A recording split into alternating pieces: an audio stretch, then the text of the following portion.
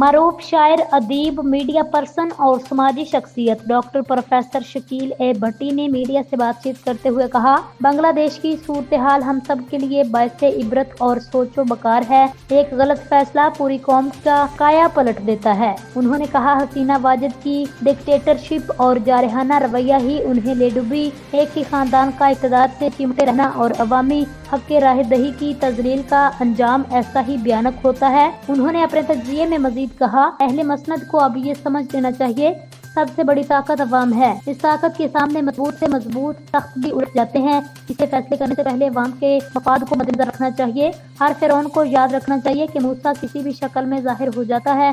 انہوں نے آخر میں اس مصرعے پر اپنے تجزیے کا اختتام کیا، زبان جلق کو نکارِ خدا سمجھو۔